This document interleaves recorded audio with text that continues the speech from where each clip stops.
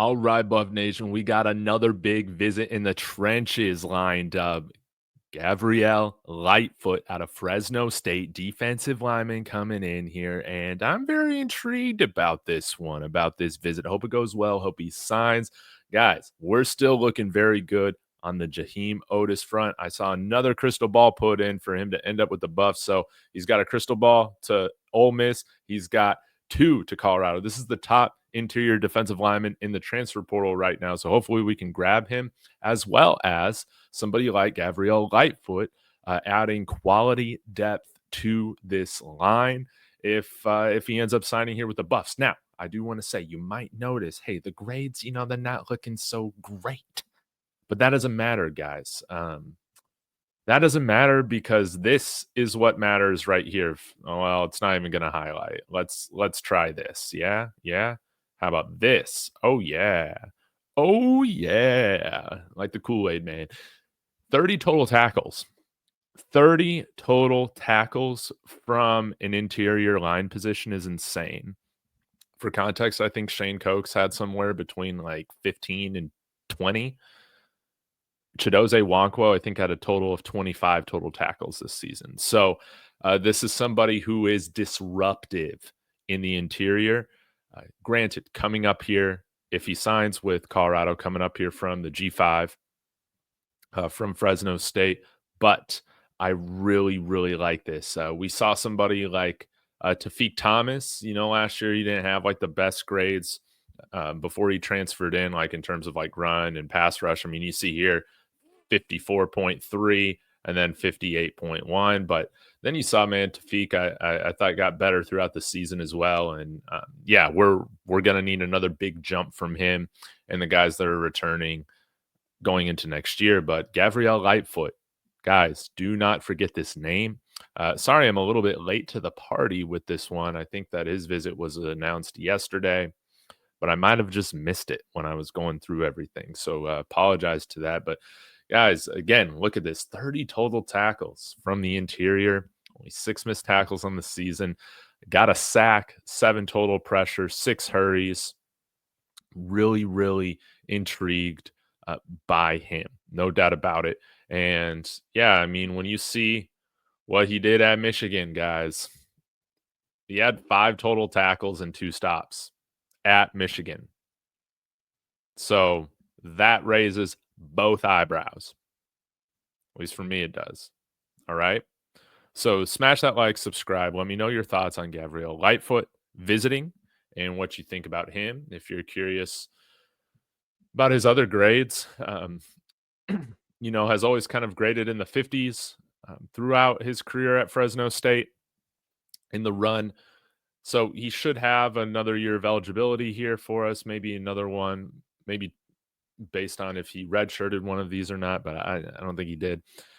Anyways, look at the production, though, in the interior. Last year had 19 total tackles in the interior, and then before that had 6 his freshman year. So really, really love this. Shane Cokes, Chidozie Nwankwo, these guys are gone. And yeah, 6'3", 296 pounds, so a 300-pounder. I imagine he'll continue to put on a little bit of weight, but him, we got Jahim Otis. And I'm going to get to a guy here really quick that I'm hoping that we target shortly. But, Jahim Otis, 6'5", 325 pounds. Guys, I mean, this is going to be our Chidozie Nwankwo replacement, man. One of these guys is. So, or helping replace the production that we're losing with him and Shane Cokes. But 6'5", 325 pounds. I mean, this guy just, you can't teach that sort of size. You can't. Hasn't gotten a lot of playing time, at Alabama yet, but as we know, it's Alabama.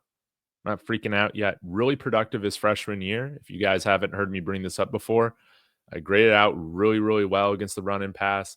Was that due to a possible position coach change? Why we haven't seen him as productive? Was it because he was playing alongside just a super stacked D-line, and maybe that wasn't the case over the last couple of years? I'm not really sure. These are all just questions that I'm asking myself. Was the scheme change what they were asking him to do? Was it a little bit different? I don't know, but it seems like he still primarily plays in that B gap alignment. So we have 4 down linemen. So I think he'll do great.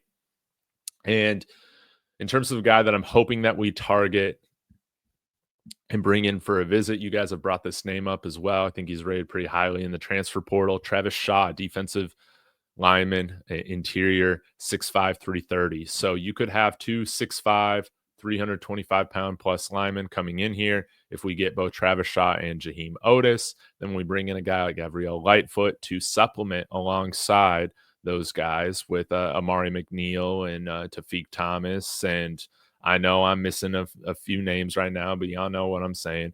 Ryan Buell hit the portal, so there's going to be a little bit of turnover. But yeah, this past year, 22 total tackles, no sacks, but 5 pressures, 4 hurries.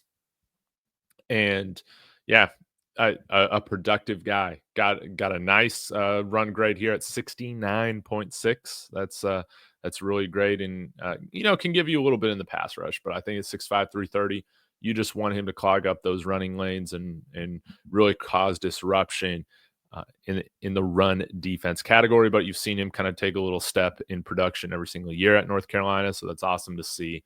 So yeah, hopefully Travis Shaw is a guy that we can bring in here. I would be really pumped about that. I love to see the fact that we are prioritizing the trenches, guys.